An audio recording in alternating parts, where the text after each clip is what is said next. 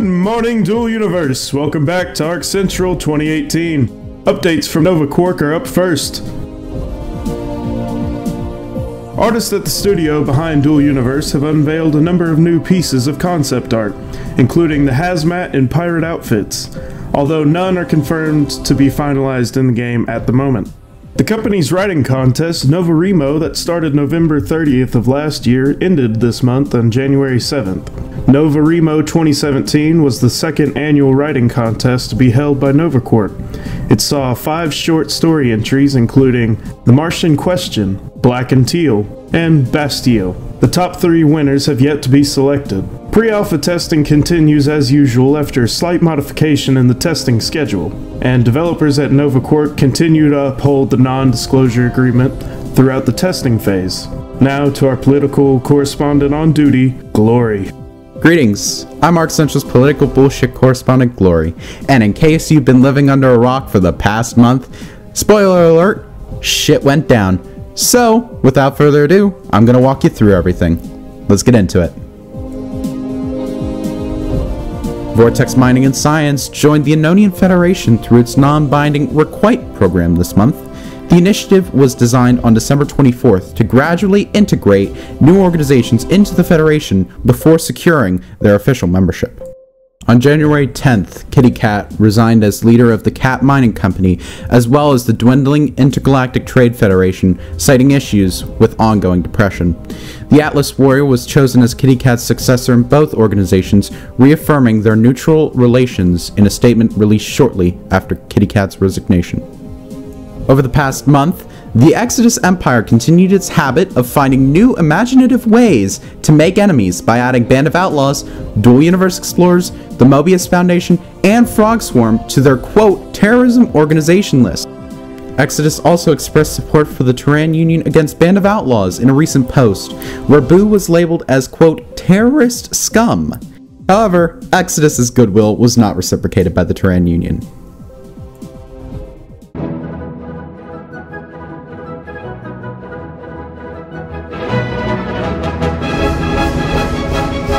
And it changes everything, because everything you do matters, because you're part of a collective story in a world that keeps evolving over time.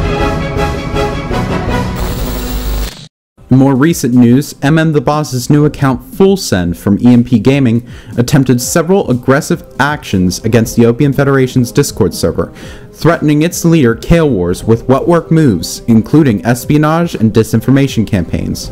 He then went on to send private messages to several of Opium's members in an attempt to erode trust in the organization. The Opium government retaliated with similar tactics, eliciting lukewarm relations from their allies. In related news, the Ionian Federation and the Opium Federation recently signed the Otium Agreement, a non-aggression pact that provides a gateway to future negotiated agreements. Given the Opium Federation's strong ties with the Eldritch Nation, it is unknown whether the Eldritch government will see fit to intervene. Our top story: in an unexpected recent discovery, military organization the Eldritch Nation was revealed to have been covertly monitoring several targets considered to be quote-unquote intelligence priorities since July of 2017. 2 of the 3 entities targeted are high-profile community members: Comrade Demoko, president of the Galactic Republic of Planets and community Discord administrator, as well as Astrophil of Arc Central. Interestingly enough, the 3rd target under observation is the Axios Empire, an apparent ally of the Eldritch Nation through the SCN Alliance. Eldritch's intelligence operations raise questions as to its relations with its other allies, which it claims are unofficial, including the Opium Federation, Empire, and the Terran Union. Though the evidence dates back to July 2017, a source close to the Eldritch Nation claims that the targets are still being tracked, with Comrade Demoko being the primary priority. The source requested to stay anonymous. Why has Eldritch leader Zamaro Demetis ordered this surveillance effort with the implications of doxing? Speaking on the record, Minister Demetis denounced the allegations as untrue and baseless, calling the claims nonsense. Given the dated evidence, it is reasonable to assume that the nation is no longer actively pursuing targets. Let's take a look at the top 10. Standings within the 10 largest organizations have remained relatively unchanged, but member counts experienced an overall increase. Notably, the Terran Union surpassed the 600-member milestone on the 15th of January, further solidifying its status as the largest organization. New Genesis has recently experienced unprecedented growth, skyrocketing from the 20th largest organization to more than double its size, replacing Dual Universe Explorers at 7th place and kicking Alpha Academy out of the top 10.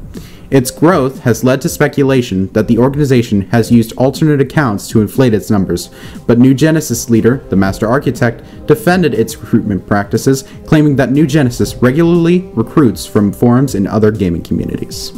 And that's all for the community news this month. Now back to Fancy Vader.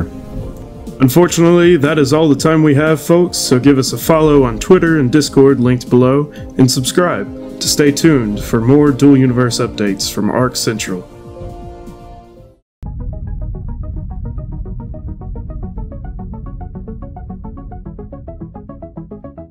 Your mission, should you choose to accept it.